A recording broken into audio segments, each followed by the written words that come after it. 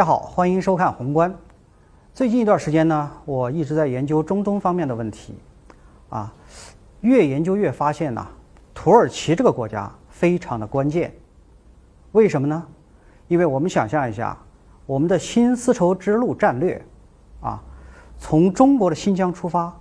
如果要进入这个中亚五国，然后通过这个伊朗、伊拉克，最后到达欧洲的话，那么土耳其是个绕不过去的国家。如果我们形象做个比喻的话，这好比一个大桥，那么土耳其和中国的新疆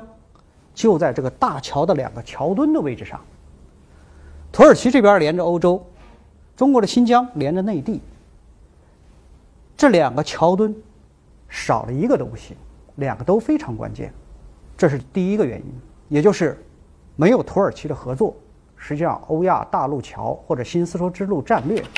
它是很难真正落实的。第二个原因，正是由于土耳其和新疆在历史上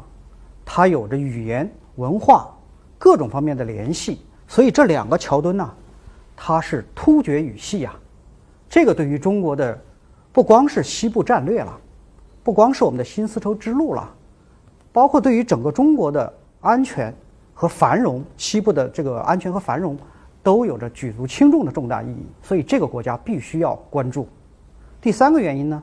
就是我们现在看到的整个中东的这些问题，不管你是这个沙特的问题，还是耶路撒冷的问题，这些问题归根到底，它的源头在哪儿呢？都是土耳其奥斯曼帝国在1918年崩溃，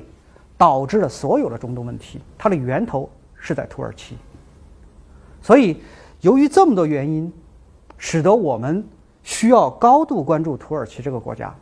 因为它是直接涉及到中国的巨大的战略利润战略，比如说新丝绸之路战略，包括亚投行，